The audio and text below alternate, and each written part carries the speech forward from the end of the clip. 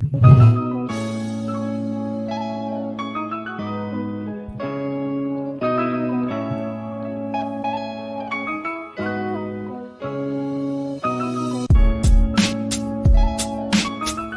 my goodness. Hi, I'm Anissa Walida. And I am Red Summer. And we are your gay aunties. Today we have the wonderful Avery R. Young as a guest on the show. I tell you. It's going to be And you one were now. ready. I was ready. I pressed it, yo. I pressed it. Y'all know what we're talking about, but you know what I'm saying? Let's dive into it. Hey, babies, how y'all doing?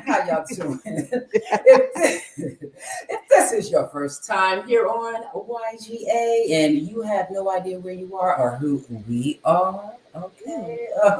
When your life is messy and your friends don't tell you what you want to hear, and that cousin just tired of hearing it, or you know, your mama's still mad at you because of who you brought to Christmas dinner last year. Do you just need grown advice for your all too complicated young life? Yes, well, that is why we are here. Your Gay Aunties is a bi-weekly live show and podcast that is centered around queer adulting. So every other Sunday, we go live on YouTube where we answer your letters about life, love, and the entangled. So subscribe below. And if you miss us live here on Sundays at 1 p.m. Eastern, then you can catch us one more again on Wednesdays with our audio podcast by the same name, Your Gay Aunties, which you can find anywhere that you listen to podcasts. There we go. Okay, so now that you know where you are, all right. Welcome home, child. We are Your Gay Aunties, and we are here for the children. Yay! All right, so listen, we have a great show coming up. We have poet, singer. All right. Chicago artist, activist Avery R. Young is in for tea this Sunday afternoon. Okay. Absolutely. I'm so excited. And he brought more of Chicago's finest to bless the mic later on in the show. Right. And we have a letter from a child that is finding herself in the same situation as the brat and her sister, Lisa Ray.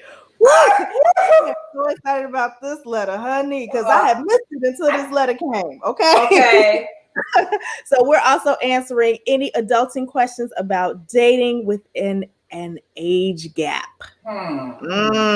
So hit the subscribe button below and start texting your folks. Let them know to join us here on the live at youtube.com/yourgayaunties. Yay. All right. I just want to say that I feel liberated. I feel alive. I feel inspired. I feel I was given a gift last night when I turned on Netflix and looked at 40-year-old version Barada Black. Tell me about it. Basically, quick synopsis. This is a 39-year-old woman, about to be 40. She kind of had a little hype early in her life. This is a fiction, right? But not. She had a little hype in her life when she was in her young 30s or 29 or whatever, and she hasn't done anything. She's a teaching artist, so she's dealing with that, and her mother just recently died. So she's dealing with grief. She's dealing with grief of her career, grief of her mother, grief of a lot, and she's turning 40, right? And so as she's still trying to navigate the world as a playwright, she decides to shift gears and become an MC. Right. And she's a good one too. She's good, right? And dealing with all the ageism, all of that. And again, her self-doubt, all of that. Does she belong in here? It was such a beautiful display of hip-hop, or more from a feminist perspective. Really talking about, dealing with growing old as an artist, in a world that only seems to want young artists, but how that actually is a lie, and that's something that I needed to hear personally. Even though I might have intellectually know it was true, I needed to see it on screen. I need to see someone go through. I need someone that I can relate to, somebody that, contemplate and like, oh God, am I really gonna fuck this young nigga? Old woman thoughts. Auntie thoughts. She's a teaching artist. I was a teaching artist at that age. Like all this, I felt like I was looking at myself. And I just want to say, if you have not seen it, well, one, you see it, period, because we've got to support our people on Netflix, but it is so insightful, no matter what age you are. But you will better understand your aunties who are artists, teachers, and still in this game. You understand us better if you watch that film. Okay. Yeah. I will definitely check that out. Oh, girl, you're gonna love it. Even Kuya Harris said, yo, 40-year-old version is so funny. It is so funny, y'all. Nice. But I also was crying too. There's some parts I'm like, oh my God, stop it. I feel you too. I'm feeling you too much, Rana. I'm feeling you too much, Rana. Oh, yes. Okay, cool. Well, yeah, I will definitely check it out. I trust both of you all very much. Okay, cool. Yeah. And this is a good time to come across some good programming because the real world right now is a shit show. It is its own show. It is its own show. Like literally, it is are we living in a fiction movie? Like, is this a series? Like, what is going on? I know. It's like last week in America. What the fuck? You know, the president gets COVID. Does the president have COVID? Does the president? The president's cured in 2 days, even though he's almost fucking out of shape. Right, in the world. Oh, because he's exceptional. Oh, yes. Oh, yeah. Oh, the president gives us a shit show of a debate. And the president doesn't want to do the next debate because he don't want nobody to shut him off. And and still, it's like. Yeah. It's like really like, and I know people make that comparison that like he's childish, like he acts like a toddler and like blah, blah, blah. But like at this point, somebody has to intervene. Like, at this point, else who act like this, they would have got a spanking and been put to bed by now. Like you cannot keep acting like this. But this is steroids on top of narcissism. So now he's delusional. It's like they shot him up with so many steroids and some experimental shit. Yeah. And you still got this fool running the country. Can we please kickstart the 25th freaking amendment? And the only thing that he is worried about is he is not transferring power. He's not giving it to Pence. He's not giving it if he loses the election. Like he is not willing to give up his position as the dictator. I mean, the president of the United States. Like, that's it. Like. And let it be known if you haven't realized it yet, we as Americans have to grapple at some point, God willing, ancestors willing, and I mean all ancestors. I'm talking about G.W. Jefferson. We need all on board. Once we get this fool out of office, we still have to grip with the fact that we had a dictator. He is a dictator, and he's trying to dictate in whatever room the Constitution gives him, even though he probably never read it. All right. Clearly. So we have to grapple with that. This has shown our weaknesses. I mean, as Black folks, we're already aware of all the weaknesses and how they tie to how racism ties to economics and classism ties to all of the things that make us kind of feel comfortable, but not. But we have to deal with our Americanness when this shit is. We're dealing with it now, but we really have to deal with it when it's all done. Because guess what? There's going to a lot of repair work have to be done. And not everybody's like, well, I know he out now, but oh well, while y'all were gone, the rest of the world moved on and y'all ain't top shit no more. That passport ain't as strong as it used to be. Absolutely. Okay? So people are starting to see it. Like every other country has to deal with it. We're going to have to deal with that being number one. We are no longer number one. Oh, well. And we were only number one to ourselves. I know. We are number one, like really on any scale measurable, except our ego. Say what? Not education, infrastructure, like absolutely nothing. Not even in trade, like none of that. But American essentialism, is entertaining. Yes. At this point. I guess entertainment. But even now, baby, Nigeria is coming for us. If I don't see 15 Nigerian movies on my Netflix, hello. Every time I turn it on, y'all better work out there. Y'all better work. And I heard exactly. I'm all up in Nollywood. Yes, South South Africa Africa is too. getting a new Netflix office, and they are coming for us too, Ooh. baby. So we better get to working. And watch all of them. There are stories all around the world. Every story ain't got to be about us. Just like every story got to be around white people. So as Black people, we be complaining everything about white people. As Americans, everything got to be about us. Our story, not the storyline for the world. Okay, so check it out. Okay, yeah. all right. It's I am ready for no. I am ready for our follow me. Yes. Now, Baby. this is our story. This is our story. Now, this is the part of the show, okay, where we love to feature one of you and what you do, all right, that others should know and want to follow. Okay, all right. We call this segment Follow Me. And if you follow your gay aunties, okay, on Instagram at your gay aunties, all right, then you can be a part of the show too. So just like this Follow Me highlight for episode 96. Follow me, follow me, follow me, yeah. This Follow Me is from Warren Dumas. Warren Dumas. Okay, spelled WuhryndUmas. The S is silent. Dumas. It's French, baby. Absolutely. All right, and you know what? All right, yeah. Just check out this brother music. Let's just jump into his music. Here's a quick promo from his new release called To You. You got me feeling so frustrated from all these lies you saying. So stop this nonsense playing and come be with me. Baby, should've never ever give me your love. I started giving all my all to you. Baby, should've never ever give me your touch. I started giving all my love to you. Baby, if you give me all your love and your trust, I will always be true to you. Baby, should've never ever give me your love. I started giving all my love to you.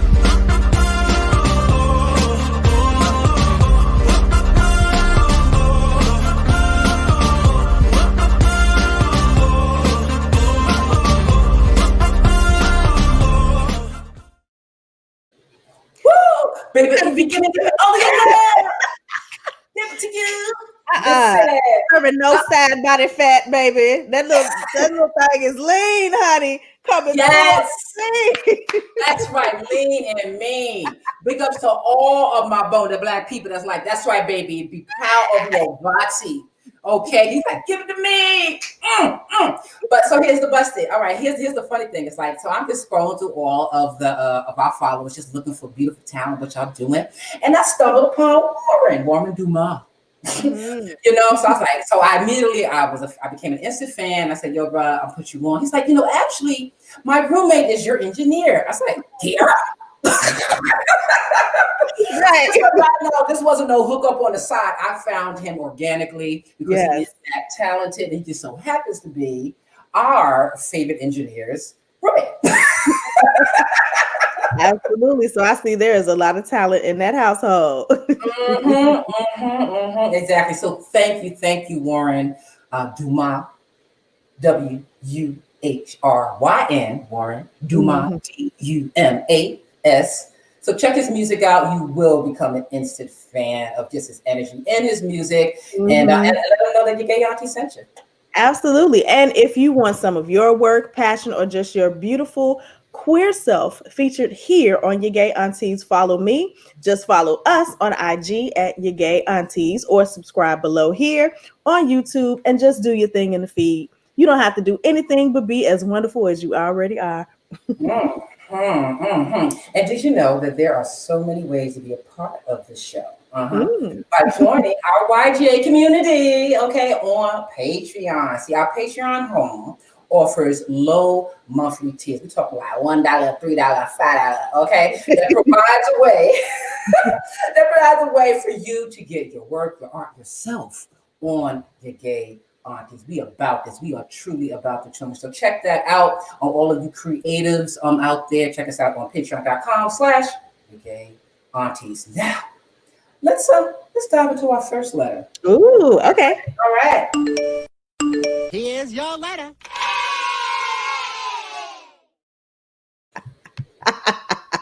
Y'all ready? Okay. So letter 1 is from... It's really a question. It's more of a question. Okay. Question. Yeah. Go. Green.D. I would like your opinion on this subject. Do you think that it is okay for girls in high school to date adult men in their 20s? I see it as a trend and it's not given the correct title, which is pedophilia. What age gap do you think is acceptable? Not that one. First of all, it's not a trend. It has been happening since Kingdom Come. I remember some of my high school friends going out with like 20-something-year-olds, and in our young minds, that was okay because what, there's a few years difference. Okay, so in our young minds, and as young girls, like my boyfriend's 20. So I mean, you may not say it like that, but that's what we're feeling, right? Yeah. But that's why you're young, and that's why no one 20-something should be dating you. Okay, because you're living a life that you're trying to design but know shit about. All right, and your kind of your fantasy, your idea of love, your idea of attraction, your idea, all of that is underdeveloped. I don't care how you walk, how you talk, how fly you are, it's underdeveloped. And someone that's in their young 20s, okay, they have now access to more life than you. They can go to the clubs, they can do this, but still they are young.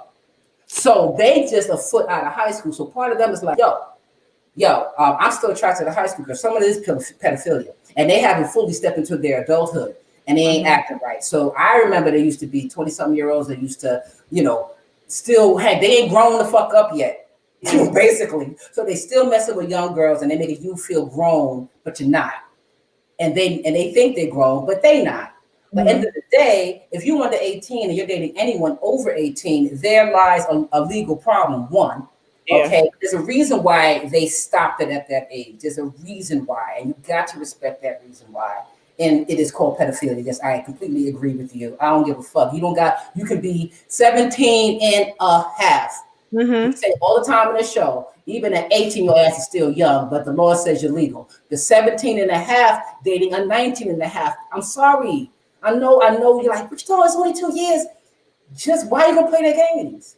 Why play the games? You got so much life ahead of you. Fuck that nigga. All right.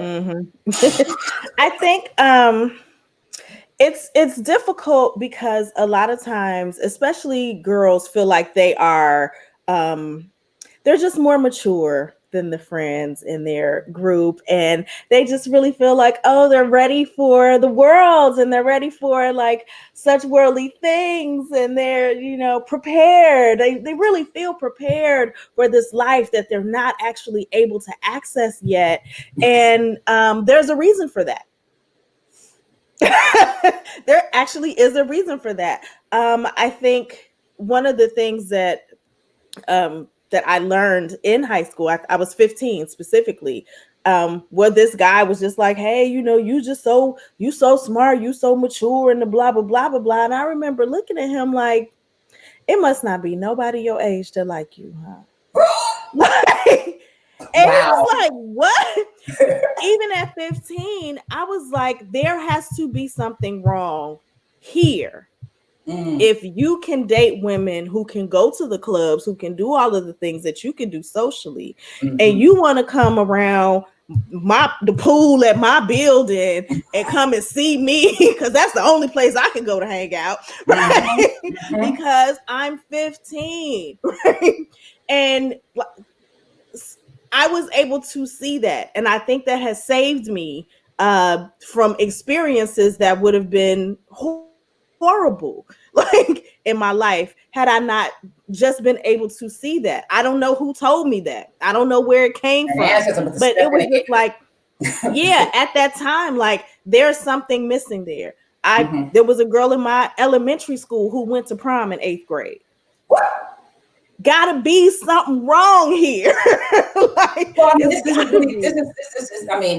There's two different problems here. Basically, how young girls are raised and how young boys are raised, and they both are insufficient to prepare them for life with each other. Okay, and how we're doing things now. So, we're just going to echo it over and over again. Yes, it is pedophilia, and it's called that for a reason because it's fucking wrong. All right. First of all, both of y'all young asses need to just stop. But if you are 20-something and you're looking for your and we're kind of holding back from saying it. And I'm trying to really formulate the words just to say this one last thought, because I want to get it through. There are any young girls young women who are dating someone in their 20s, and your ass is squarely intensely 11th grade. Mm-hmm. Basically, they are dating you. It's called pedophilia because these are men, young or not, that get off by being with a young bati. Mm-hmm. They get off having to easily be able to control that bati in that mind of that young person. You are easily manipulated. Yeah. Not everyone's afraid. Yeah. Say, listen, you motherfucker, why you talking to me? Not everybody like that. Okay, Mm-hmm. so you're not grown because you dating someone that's 20 something. Because guess what, 20 something ain't grown, but it's grown in your, you know what I mean? It's not grown. But please know that what this man is seeing in you is not what you're seeing in him in the story. Yeah, and it's control. And it's control. And it's always control. Yeah, it goes back to control because you can be easily controlled because you don't have the wherewithal of an adult. Okay. So I hope that answered your question, honey. I think we're disagreeing for a long time. She really wanted affirmation like that's pedophilia, right? Like, yes, honey. Yes, it is. It is. Yeah. And we always enjoy y'all's questions about adulthood, and we're going to answer one more letter later on in the show. If you need to write your gay aunties, you can do that at yourgayaunties@gmail.com. You can also holler at us at yourgayaunties.com. There's a nice big old button that says write your aunties. You can do that. Okay. Or you can just easily just DM us on Instagram or holler back. Give us your adulting questions. Let us know about your life and how we can help. All right. Well, let's dig into our auntie bags and see what gems we have for y'all today.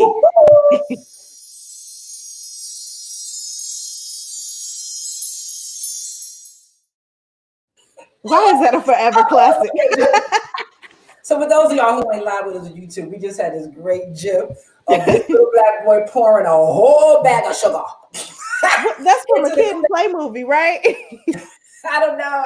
I think it was from House Party. I don't know. But I probably would have been that auntie too. They say, a little more sugar, honey. Just a little bit more. More sugar. I need my feels. All right, y'all. So I'm gonna jump it off. All right. I'm so proud of my gem. So as some of you know, I have been every Thursday for the past few Thursdays. I've been grabbing my friends and we've been reading the Constitution because none of us have really read the Constitution.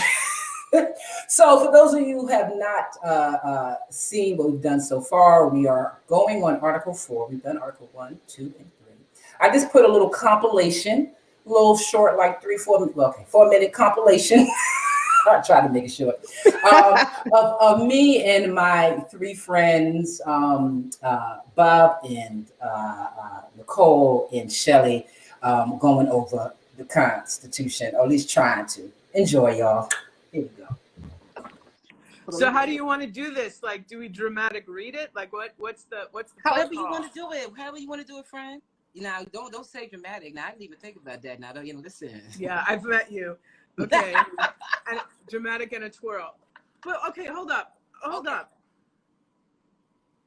Now I want to know, when did it really just become a two-party system? Because they were like 11,000 mugs could be running for president. Exactly. They really was like dense with it. They were so terrified. So I'm hearing, wait. I'm hearing you have a critique of Article 2 is rather dense. You'd like a less dense article for the Constitution. I'm just feeling the anxiety and the words, each level of like, in case this happened, and in case this happened. Here, what happens if the president becomes unable to discharge the powers and duties of the office? Homie could get COVID, and then you know what I mean, like that could happen. Okay. All right. And then mother becomes president, right? Yes. Yeah. Okay. So in case of the removal of the president from office, okay, or of his death, Mm-hmm. or of his death, resignation. Sorry, Nito got stuck on the record there. Okay. Right. I'm like. Sorry. Okay. I'll back up. All right. But the idea that you go to the court and the court will fix it doesn't it doesn't work because it has to be the people who want the change. And without them, no change will be lasting. But listen, I'm a full-fledged auntie, so I can't read nothing unless I got some spectacles on my nose, period. Do what you got to do, because we don't want to misread the Constitution. It's a fact, especially this Article 3, now what we're living through. Today? I mean, it's exactly. I mean, when you think about it, that's why Brown v. Board of Education went the way it did. They wanted to have the right litigants, the right circumstances in order to provide the best persuasions, right, to the Supreme Court, because it is ultimately up to the people, right? And it is our narratives that lead the court in the direction of where the people want to go. Really empowering. Really empowering. The Supreme Court shall have appellate jurisdiction, both as to law and fact. I told y'all already, we have the lower case, we have the appellate, the lower courts, we have the appellate courts. The lower courts are also known as the finders of fact. Ooh, okay. The appellate court is only dealing with what is the law. Did the judge in that trial court, did the judge in that lower court get the law right? It's got to go through the judge. Here comes the judge. So, to promote the progress of science and useful arts. Sound like a good name for a band. The useful arts. 3/5 of all other persons. So hold on, stop. Yeah, the thing that always made me so interesting about this is like 3/5 is so specific. You know, not half, not a third, not, you know, a quarter, not 2/3, 3/5. I don't know. Like it's all, you know, ridiculous. So, yo, we are having a ball. And I just want to know, when me and Bob were talking about if, you know, something happens to the president, like death, right, he can get COVID. Right. We literally reported that the night before that nigga said he had COVID. And we was like, oh my God. And I'm over here saying death 3 times, and I invoke the ancestor. Like, what's going on? I'm like, what I do? That is so funny because I had a similar situation the day before. And on somebody's post, they was like, you know, he better stop playing before he get COVID. And I was like, dear ancestors, whatever. I just said something like cheeky. And then the next day it was like, the president has COVID.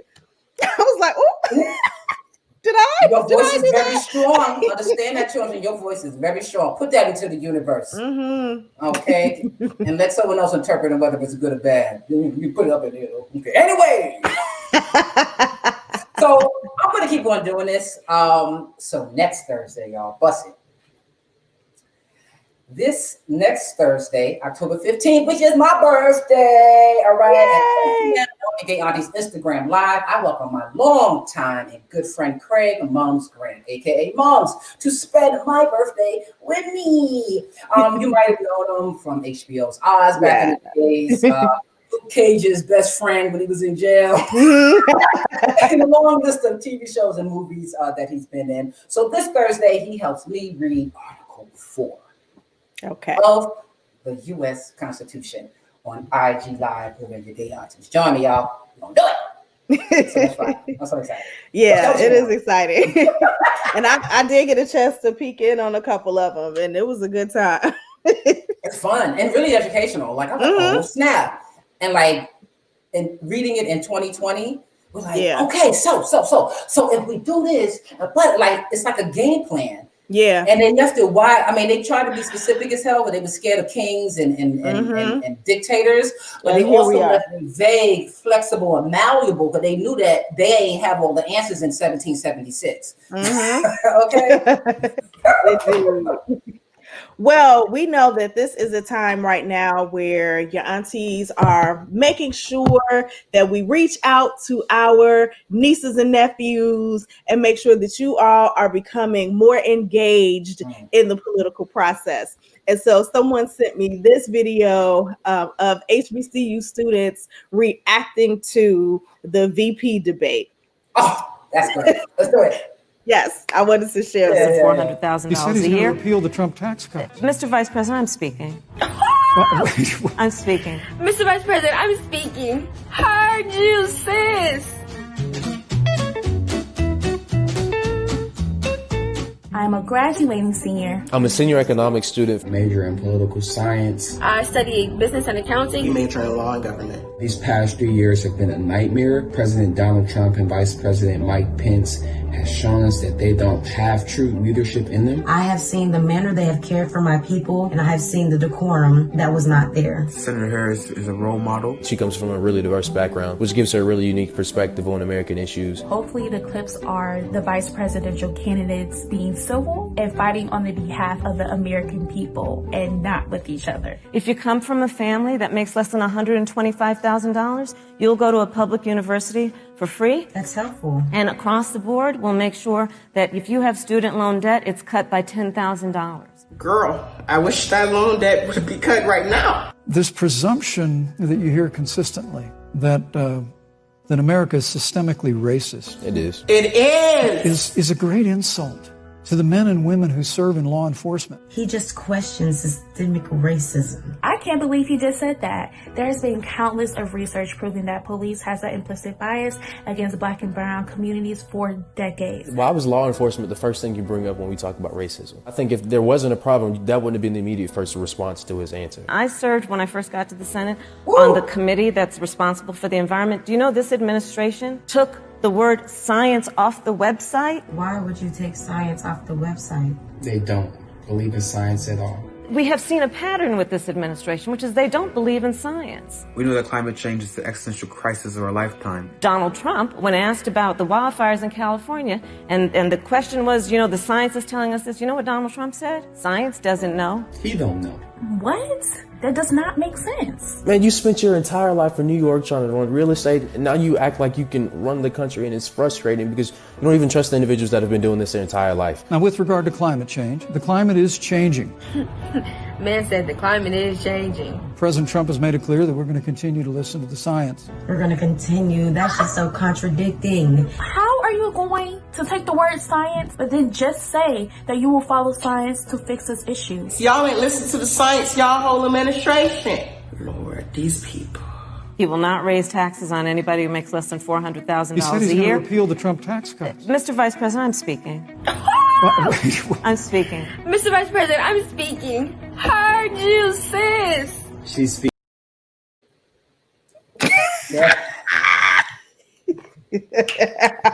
I love it. Yeah. I love it. And it's actually really beautiful to see like these young people just react in real time, and also make some interesting insights in their reaction, like just seeing where their heads are, and it's glad as HBCU students, because one thing, Kamala Harris is represented is Howard, is HBCU. Yeah, absolutely.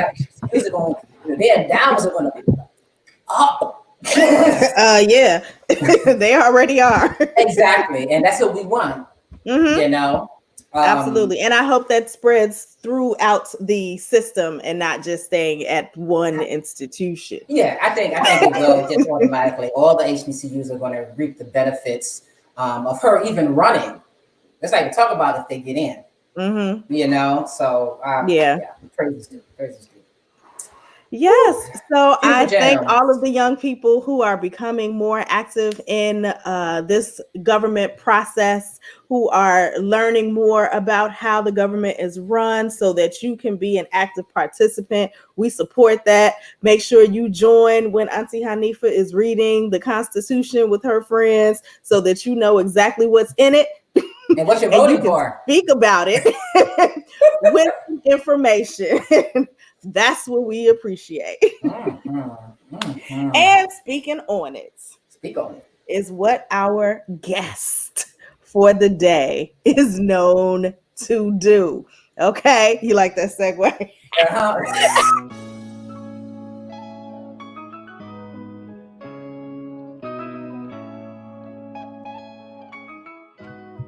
Interdisciplinary artist and educator Avery R. Young is a 3 Arts awardee and one of 4 executives of the Floating Museum, which takes the concept of public transit performance to new heights. His poetry and prose are featured in several anthologies and periodicals, including Berkeley Poetry Review, Poetry Magazine, and photographer Cecil McDonald Jr.'s In the Company of Black. Correct. He is a featured vocalist on flutist Nicole Mitchell's Mandorla Awakening.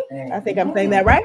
And is currently touring with her Black Earth Ensemble and his funk soul band, A Deacon Board. Young's latest full-length recording, Tubman, is the soundtrack to his first collection of poems, Neckbone Visual Verses. Aunties audience, welcome Avery R. Young. Yes. Hey, hey, Uncle Avery.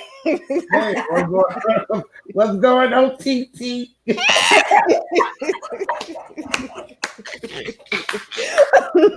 So it's even funny to me because Avery and I were the youth poets in our community when we started, and now we are elders in the community. Yes, we are. Don't fight it. Don't fight it. Don't fight it. No, first of all, no. This is not about fighting. I am not an elder yet. You're right. We're not elders. The year on my birth certificate does not build me an elder yet. And as far as as our community, I'm all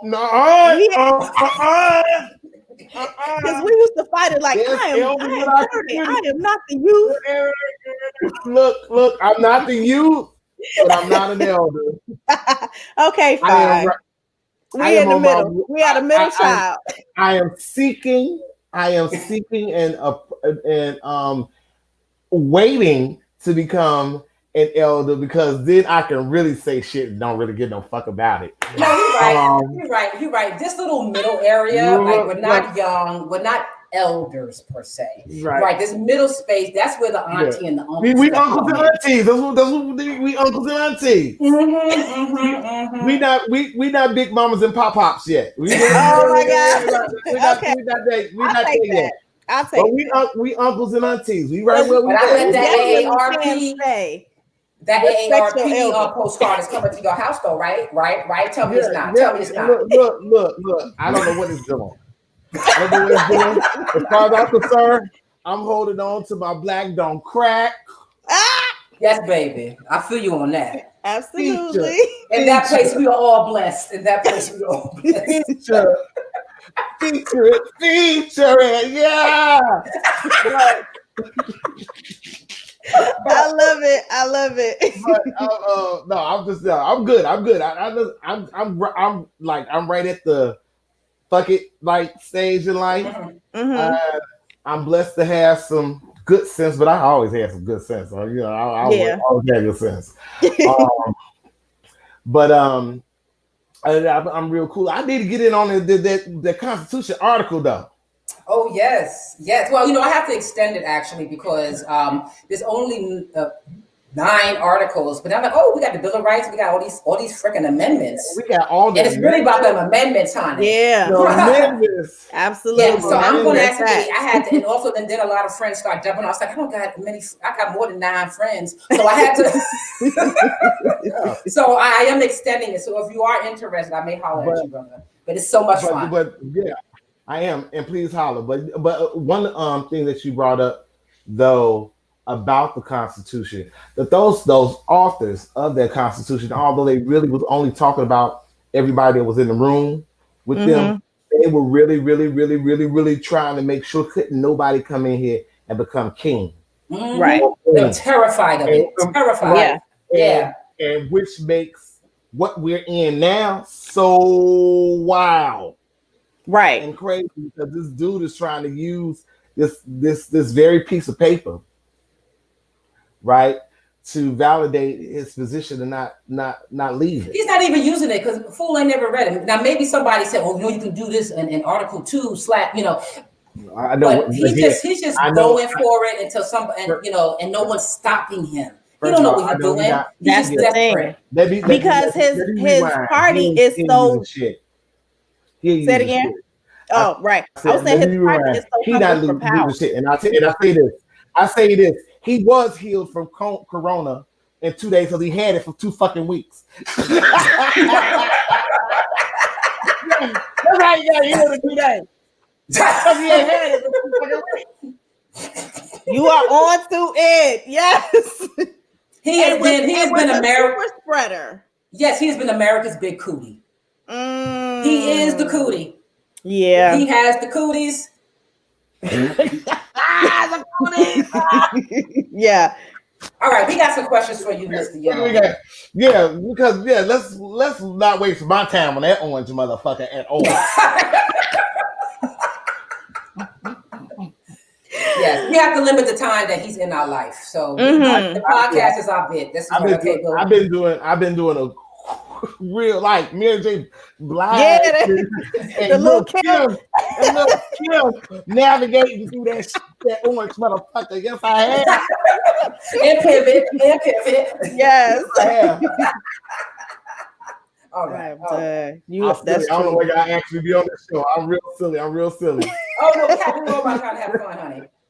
Because we all need that bit of fun in our life right now. Mm-hmm. All right. It's all good. Well, you had a question. I know you wanted to ask first, Hanifa. Oh, okay. All right. All right. So you sent us a link of a project you were involved in. And I'm going to tell you right now, I was set aback. My wig was blown aback a bit.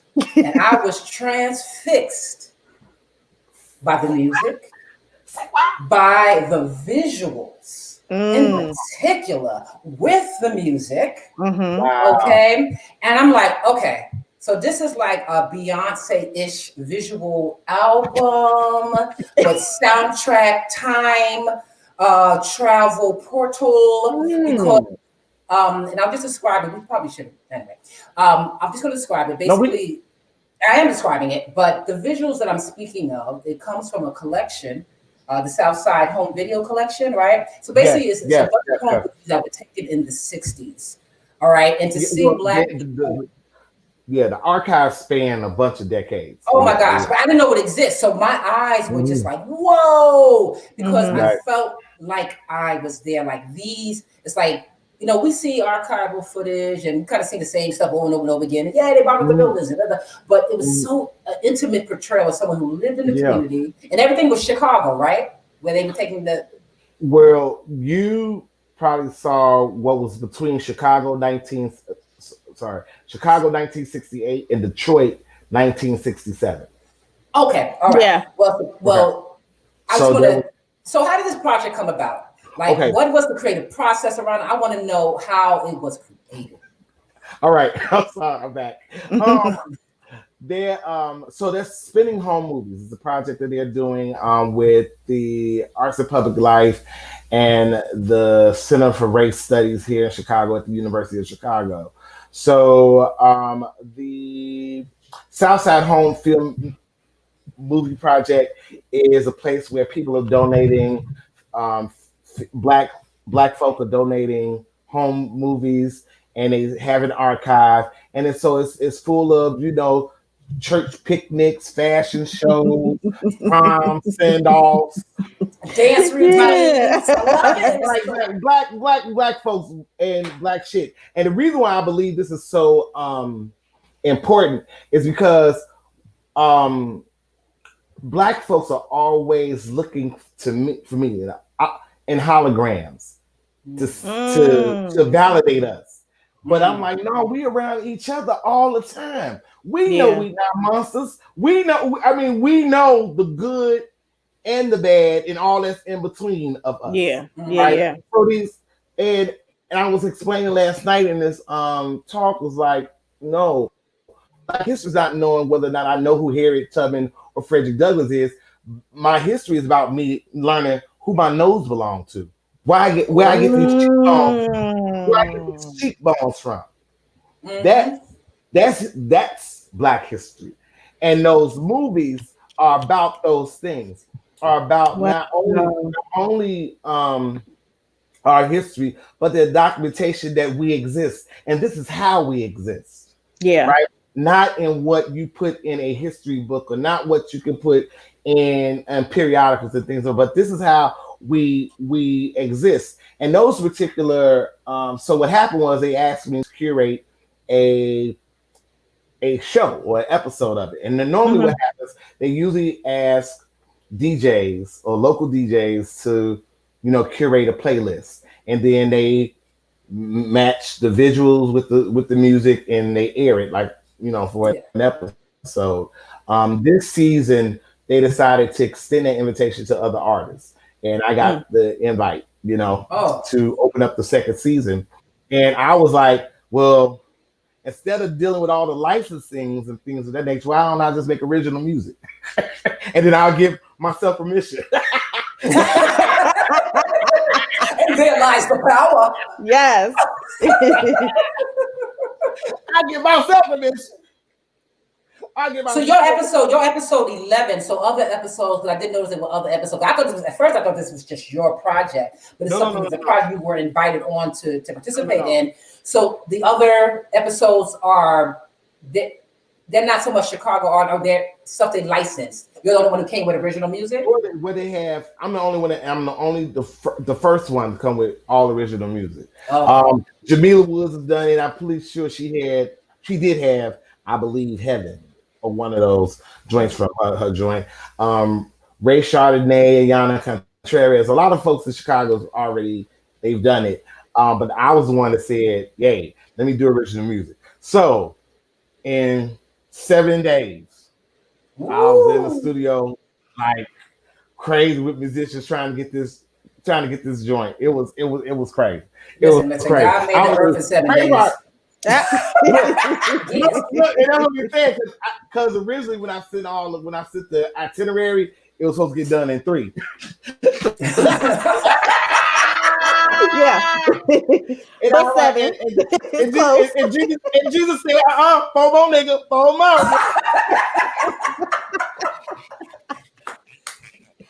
I'm sure. I can imagine that studio session was so beautiful and I'm glad that you used your original music, because there's a binding of your lyrics and the music with what I'm watching. Right. Right. So did you write the music beforehand, or were you just looking at this footage and writing too? I was looking at the film and I was writing too. So what happened? I wrote a play called Bame the Looters. And in the play, the family is listening to the radio.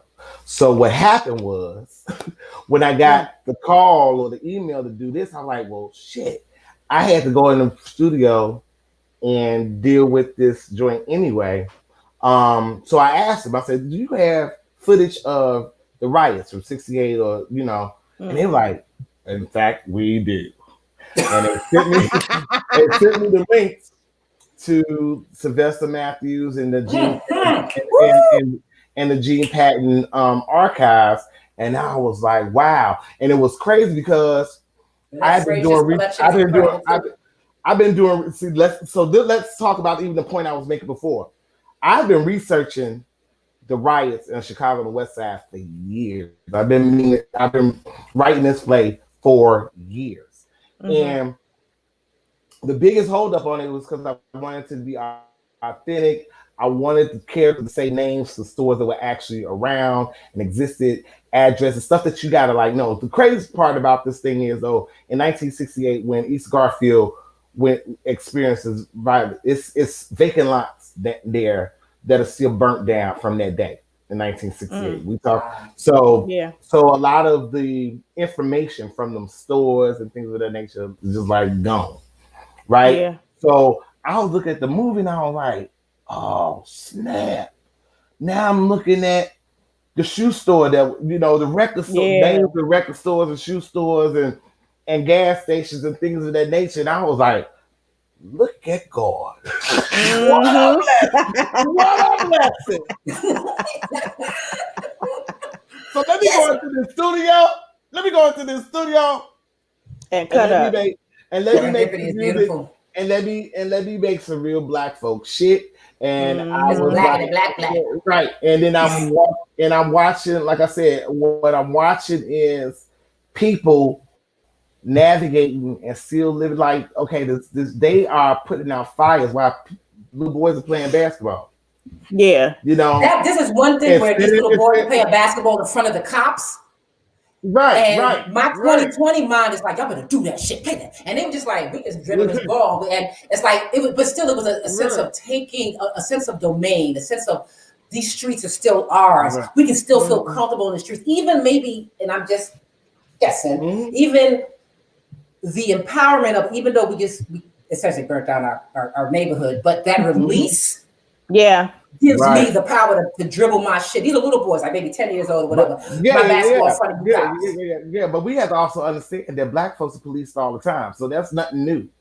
Yeah. Right? Yeah. That's nothing new. That's why they can dribble the ball in front of the police officer, because they're policed all the time, and I'm not doing anything wrong. Oh. So now I don't have to manicure my movement, right, to prove to somebody I ain't doing anything wrong. And they not even here for me right now because I'm playing basketball.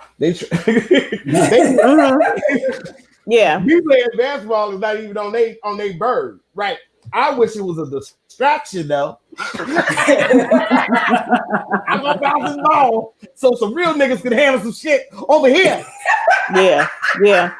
That's so cool. I like to think it was a distraction. I like to think it was a distraction, but some real shit that was popping off. Beyond the peripheral. But look, I'm gonna bounce this ball in front of you so that my uncle can go get a couch. look.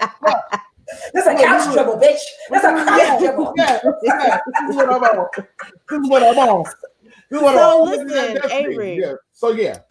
There's another connection. I'm glad that we're talking about, the young black boys in Chicago, because I was listening to the recap of Lovecraft Country, and they were saying that this recent episode, the one that featured Emmett, that it kind of like revived the conversation around the life and death of Emmett Till. And I think mainly because of your work, I didn't know that that Chicago had ever stopped being mad about Emmett. I thought it was always a conversation that we were. I'm getting tired of people. I'm getting tired of people being lost in the sauce, and then when they figure it out, oh, it's the new shit. No, and so Emmett's casket why you chose that? Emmett's casket is in the Smithsonian. Mm-hmm. So the story has always been around. We like to. People like to forget a lot of things. Yeah. Right, but you know me. I've been talking Emmett for a long time. Yeah. Right? So he ain't been lost with me. He's been lost with other folks, but I also don't necessarily even think that's the point. With the home movies. We gotta stop looking at these holograms to remind us of who we are. We walk. Well, I ain't gonna say we. I'm not gonna be like Gwendolyn Brooks. We real cool. We real cool. We real cool. I walk and talk with black folk every day, so I can't be shown nothing to make me think of something different about people who I'm attached to, who I grew up around. And like I said, I know us because I've been around us all my life, and I know we're multifaceted. I know we are interdisciplinary. Every day we gotta be. We are polyglots. We gotta learn languages and speak and navigate in spaces that are lily white to the alley dog black. You hear me? We got to figure things out. A lot of us do. A lot of us don't want to act like we don't want to, and that's fine. Do your thing. God loves you too. But for me and my house, Oh, I already know the magicians that we are. And Mm. ain't no TV or movie Always can say, tell yeah, me. God loves you too, but he don't got to give you shit, but that attitude. But that attitude. But that attitude. But that Love you attitude. alone. Look. And so, all of that is, I think, the thing is that I remember I was telling a story again last night. When I went to the Smithsonian, to the African American Museum, the lady was trying to get me to go down to the basement. Because, you go the 3 floors down, then you go up to experience the whole thing. And I'm like, I'm from Chicago. I've been black all my life. I already know what happened in the basement.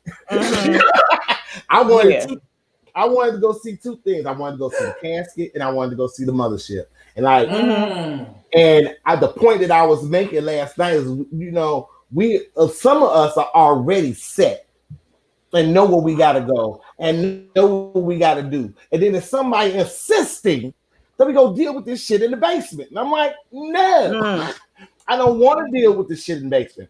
I want to go to this casket and I want to go to this mothership. And when I went to the casket, I was like, wow, this is small.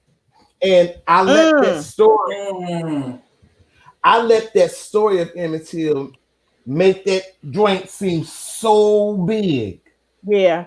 And when I got there to saw the small casket, wait, right, Avery, the boy was only 13. Yeah. 14. Yes, 14, this is a small 14. This is a small casket. And then when I went, and that was like that. I was with Ty. Ty tell you, I was. You was LA. Yeah. I told you the whole story. Yeah, I told you the whole story. And then when I went to the mothership, I'm like, shit, small.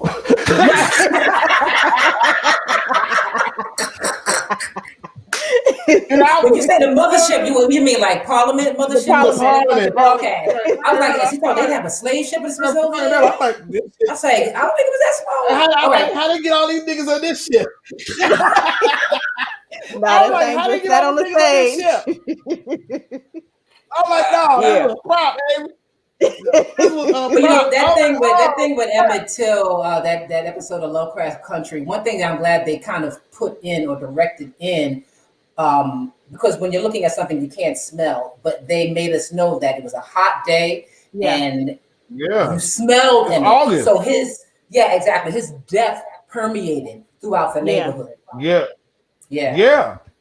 That's I mean, we talking August, we talking Mississippi, we talking hot day.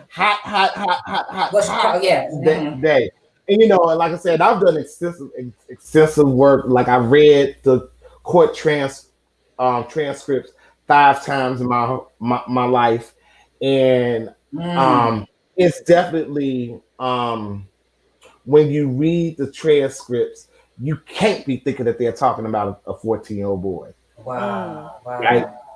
I mean the thing. I mean, and again, it turned.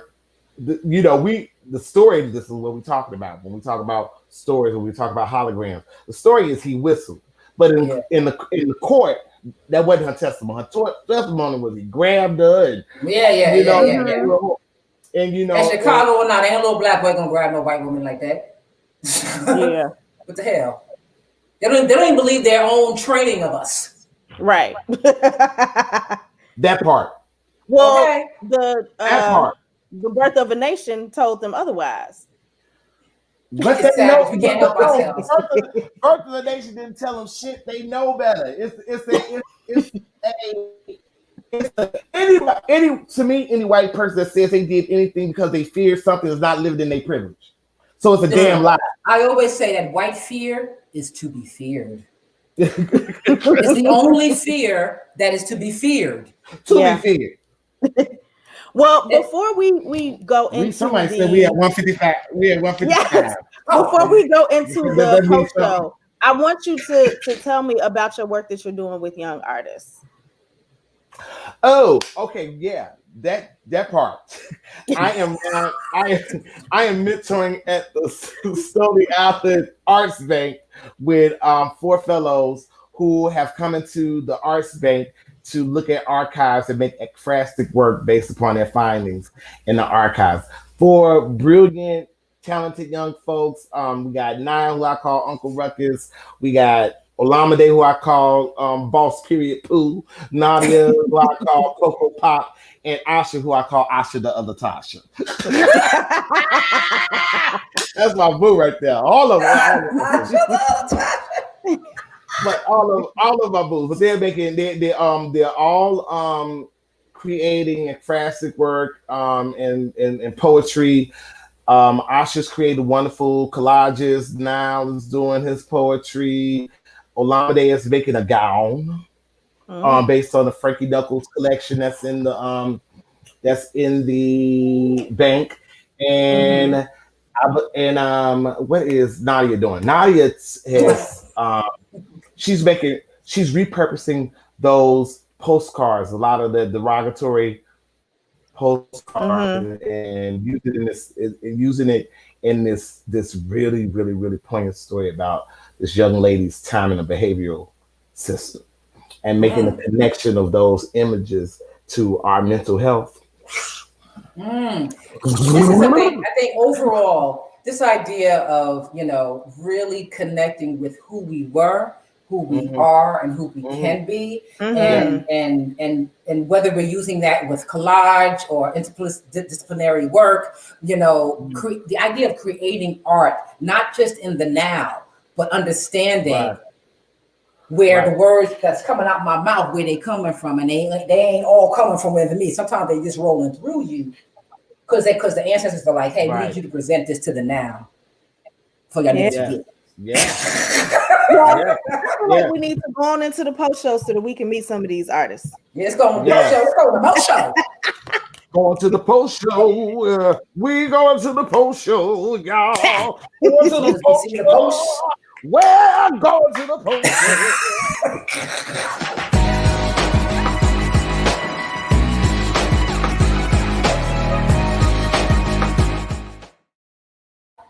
That's right. That's right. So we are here with the post show. Who we got? One of our favorite engineers, young people in the world. Kiera. So listen, y'all, we're gonna have a packed show for you because we got two more beautiful people who are working with Avery R. Young. They're gonna come in and they're gonna bless the mic, and you can kind of see what they're doing in Chicago. Okay, so let me introduce one of them, Asha Futterman. Asha is a poet and actor from Chicago. She is currently a library fellow at Rebuild Foundation and investigative researcher at the Invisible Institute. And we also have Lamio.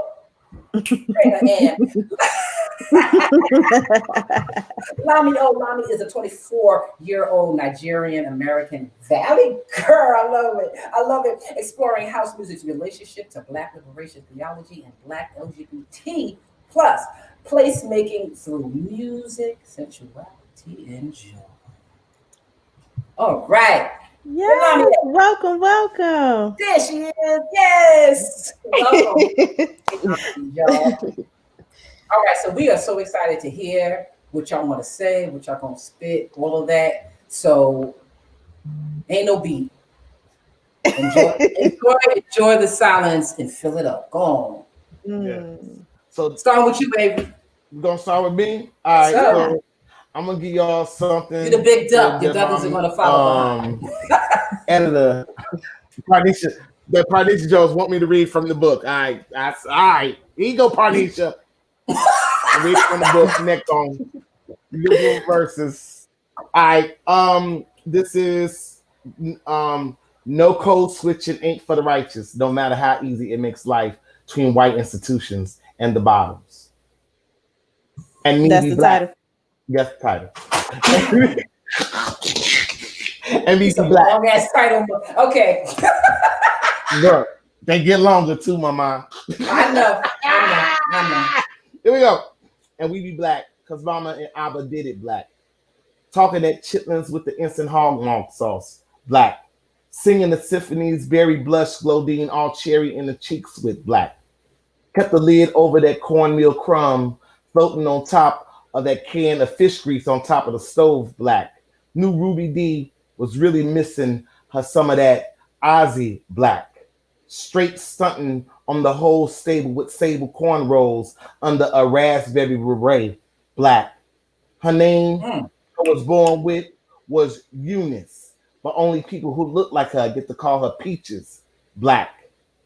And peace be an everyday occurrence because her keep her pistol in her pocketbook, Black. Praying, fuck a teddy bear. I want my baby back, Black.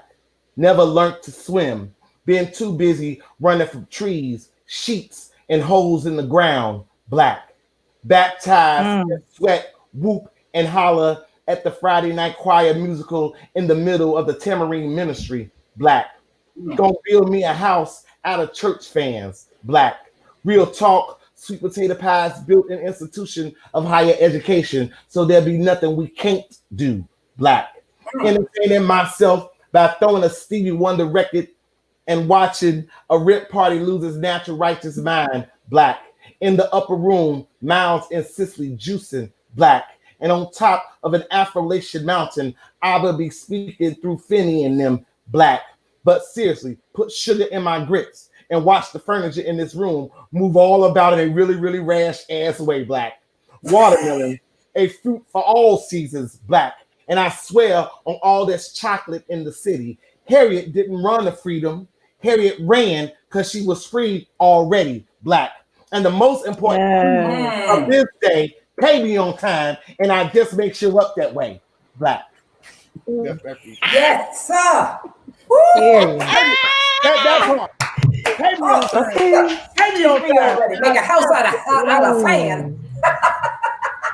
I still can't do it. Working on it. Yes. That's me. And do I introduce Asha and I'll bring them in and bring it on in. Here is Lamio.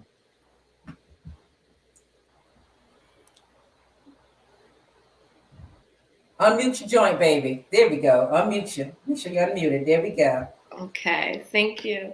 Hi, my name is Lami. I'm working on a series of writings and a robe based on the Frankie Knuckles collection, and sort of exploring like how house music sort of combines all of these rich Black prayer traditions and sort of like Black liberation theology concepts to create this sort of like space for queer Black people. So Avery has been working with me through poetry, through essay writing, and through sort of like how to make this garment come together. So I guess I can read sort of one of the excerpts that I was thinking of.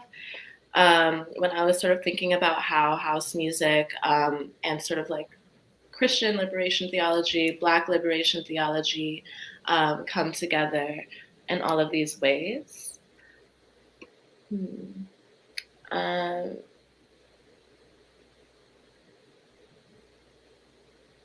Okay. Now you think to have that bookmark in your poetry book, right? I'm ready. Okay. Right. Okay, so stepping out for a square, a small crowd flings the sound out in all directions. They all say the house swells to overflowing, encircling, flexing, falling out of each one. Guiding me by my hot bush and by my right hand, entangling itself in the still wet product of my curls, the sound pulls me in. The crowd pulses around me, healing the puncture wounds of empty space that trail behind as I weave. The beat bubbles back up, assuming new forms. A fine dew on the shoulders or above a fleshy lip at first, then spilling out salty onto the balconies of our collarbones, left and right. A day's water streams from the temples, a 9-to-5 armpit, a polyester clad crotch. An arm encircles my waist, and another appears by my knee.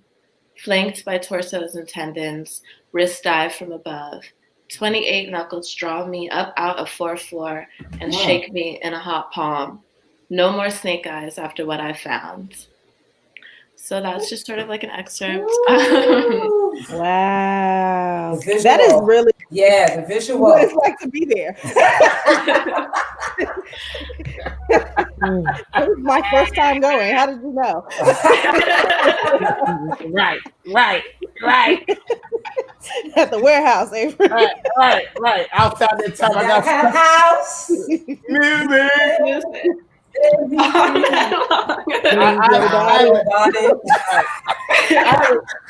And Red, you know this. You know how scared I was to go in the bathroom at the generator. I'm gonna hold it. I'm gonna hold it. I can see that. Serious.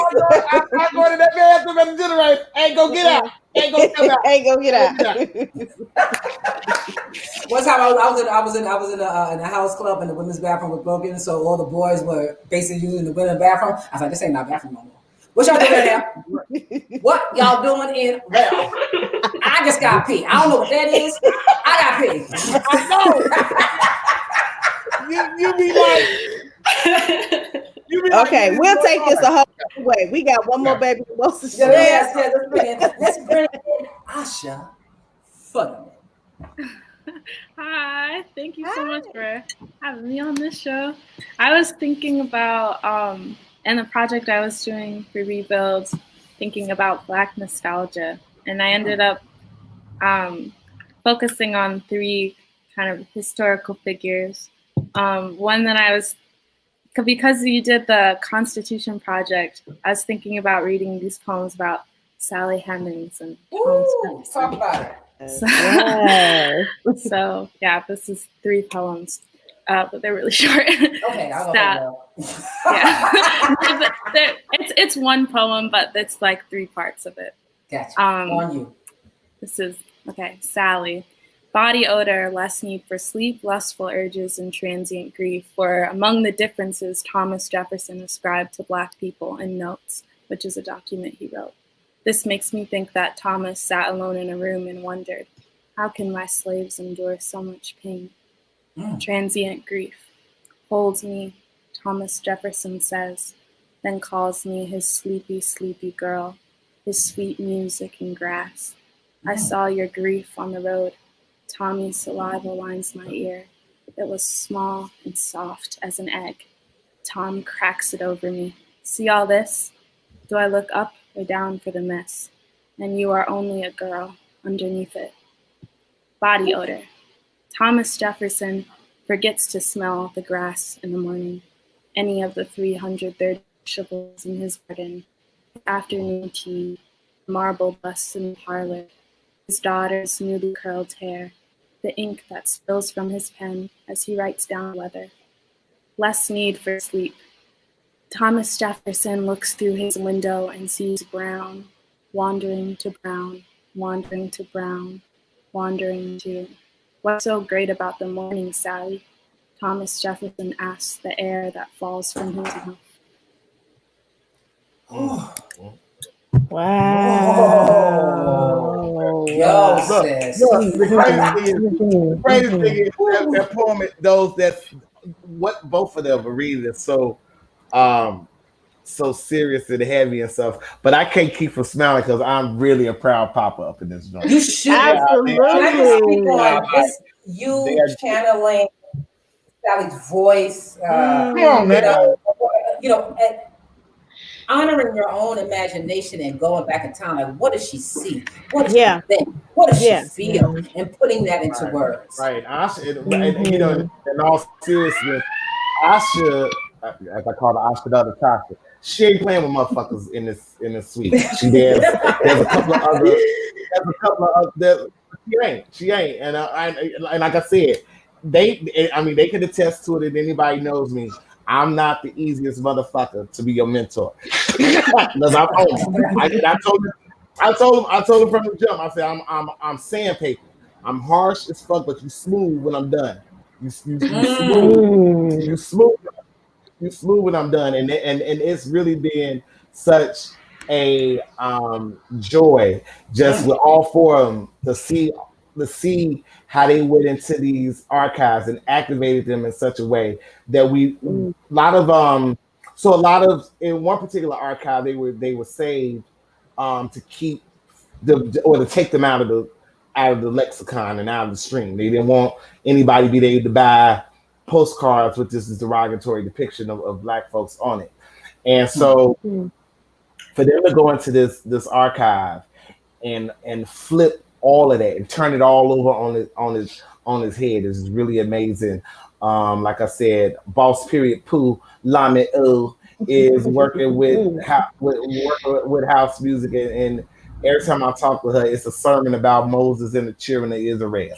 And you know, what I find inspiring, if I can say, is that just as a teaching artist myself, like this, I feel should be adopted and as an alternative way to process history.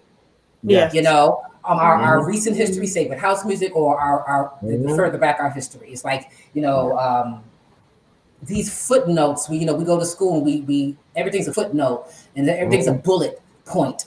You know, but to find an intimate relationship with history or via the archives, the way you have, is just let's bring it on. Let's bring it on. Yeah, right. And that was my basic instruction with all of them. I like let's not write encyclopedia entries, right? Let's get it. Right. And I just like to also, I have to take this moment to thank the division of Theaster Gates who wanted this to happen. And so given the space over at with Rebuild and Julie and everybody has been so helpful for this process with them. So this is I'm excited. They coming out. You should be. We have a catalog coming out with them. They have a performance that I think is supposed to happen King Day. I'm probably talking prematurely, but yeah, they got a lot of stuff. And this robe, this garment, this assembler that Boss who is making in the honor of Frankie Knuckles, y'all. I can't wait till the world. You got to stay connected with us, Lami. So I want to see what you're doing with the Frankie Knuckles, because R.I.P. Yeah. Yeah. Thank you both so much for joining us. We loved it. Every word, every sound. It's just magic. Thank you. Thank you. Enjoy your day. And we're gonna say goodbye to our young guests, and we're gonna move into the last letter for the episode. It's a doozy, y'all. Yes. All right.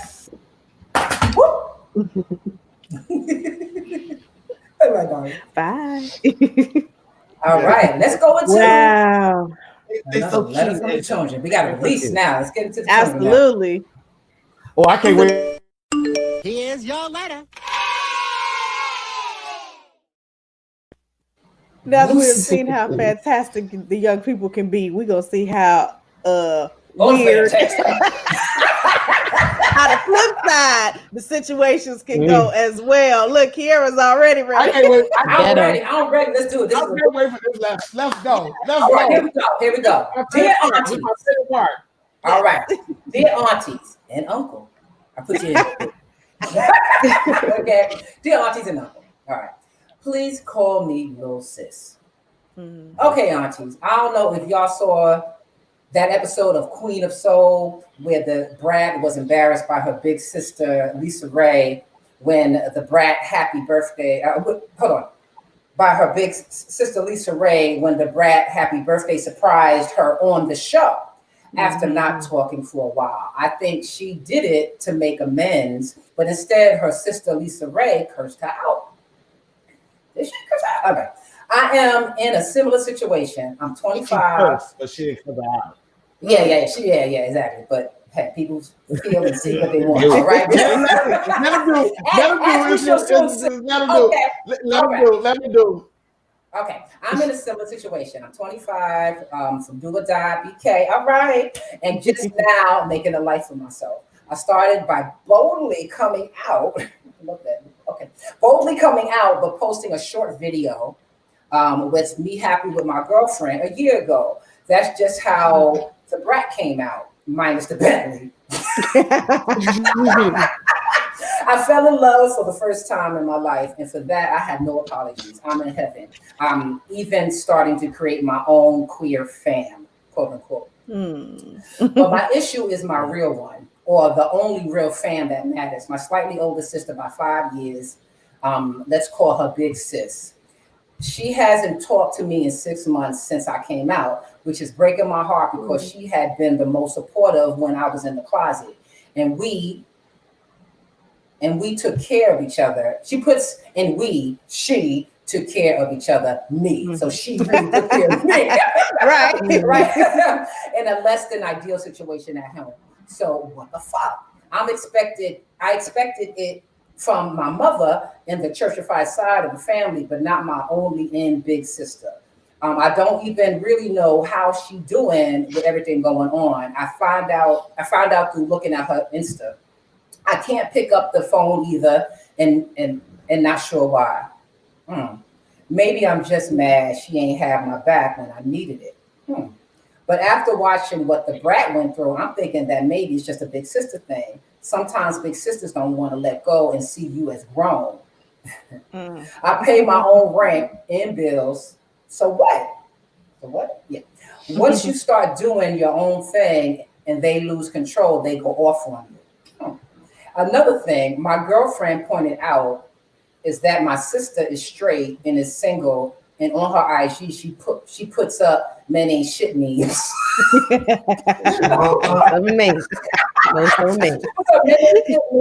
all the time. So could it be jealousy?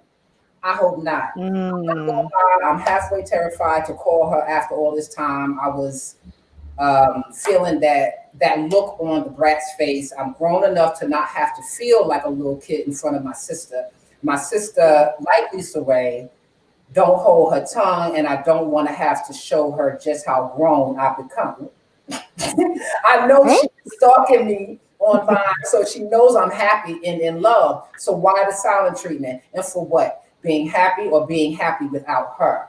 God damn, girl, what's going on? I know y'all can't entirely fix my family's mess, but any insight on how I can flip the little big sis dynamic so we can talk? How do I stand as my own confident, independent, queer woman self and not be burdened by my sister's unhappiness, damn girl, and still have her in my life? Love your show. Little sisters rise up. Y'all hear this? I'm ready to cuss her out. I know we all are. I know we all are. But let's be gentle. Let's be gentle. Okay? Let's be gentle. Okay? She's a little sister. Now, just for those if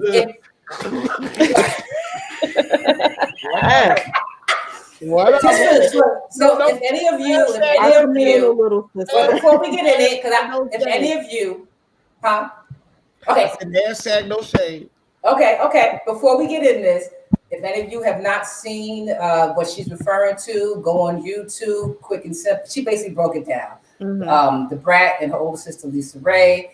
There was a little surprise. The brat wanted to surprise her on the show, saying happy birthday, but that is because, but they haven't spoken since the brat came out. And so Lisa Ray has some issue with that, and something ensued. Now, this young person, how she watched it and perceived it, she connected with the brat.